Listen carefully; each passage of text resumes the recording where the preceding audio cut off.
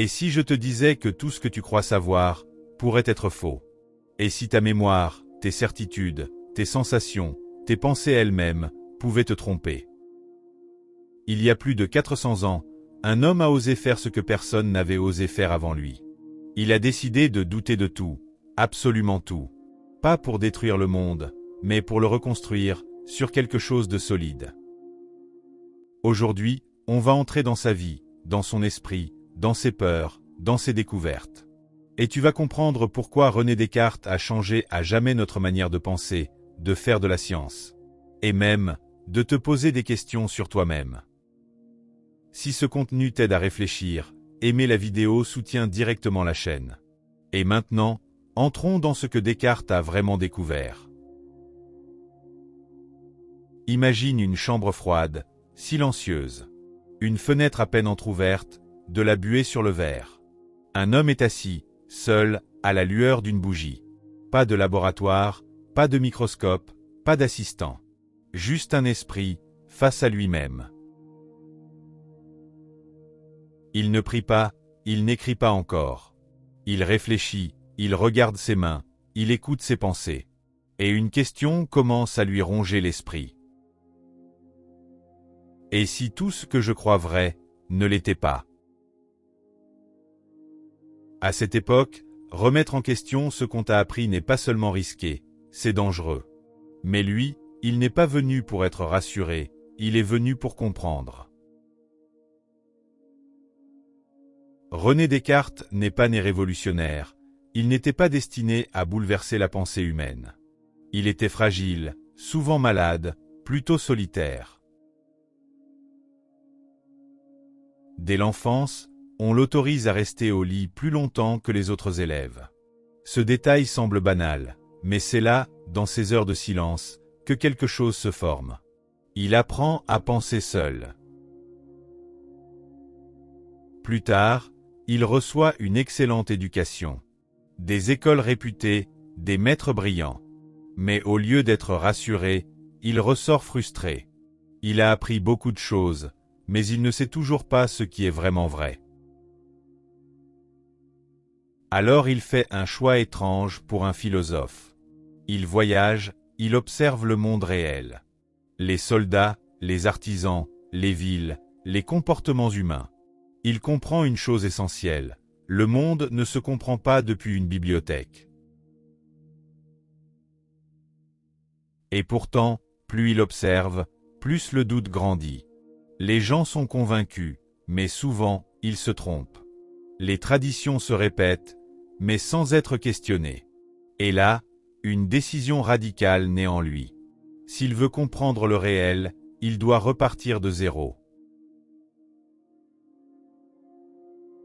Et quand je dis repartir de zéro, ce n'est pas une métaphore. Descartes va volontairement mettre en doute absolument tout. Les sens peuvent tromper, les souvenirs peuvent être faux, les raisonnements appris peuvent être biaisés. Même le monde autour de lui pourrait être une illusion. Imagine la violence psychologique de cette démarche. Il ne dit pas « je doute de certaines choses ». Il dit « je vais douter de tout », jusqu'à trouver une seule chose impossible à nier. Et là, dans ce chaos total, une évidence apparaît. Même si tout est faux, le fait de douter prouve quelque chose. Si je doute, c'est que je pense. Et si je pense, c'est que j'existe. Pas parce qu'on me l'a dit, pas parce que je le crois, mais parce que je le vis, ici, maintenant. Je pense, donc je suis. Ce n'est pas une phrase compliquée, ce n'est pas une formule magique. C'est un point d'ancrage. Pour la première fois, la vérité ne vient plus de l'autorité ou de la tradition, elle vient de l'expérience intérieure. Et à partir de là, tout change. La science peut se construire sur des bases claires, la pensée devient méthodique.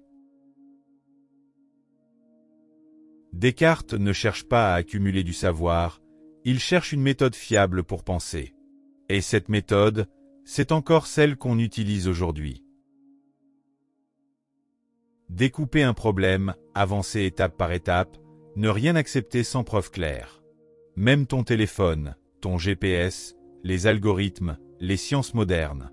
Tout ça porte encore l'empreinte de cette façon de penser. Mais voici un détail que peu de gens connaissent. Descartes avait une peur très précise. Il avait peur d'avoir raison, au mauvais moment. Ses idées étaient trop nouvelles, trop dérangeantes. Alors il choisit l'exil, il quitte la France.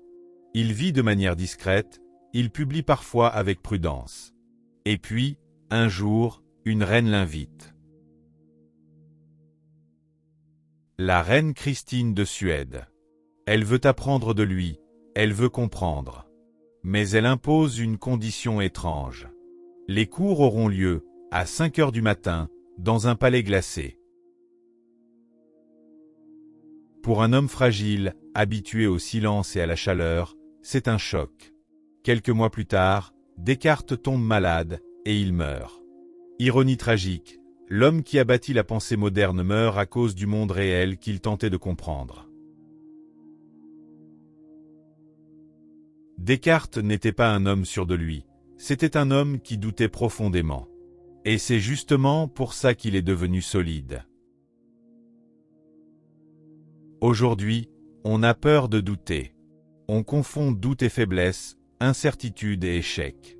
Mais Descartes nous rappelle une chose essentielle. Le doute n'est pas l'ennemi de la vérité, il en est le point de départ. Alors pose-toi cette question, simplement. De quoi es-tu certain, sans jamais l'avoir vraiment questionné ?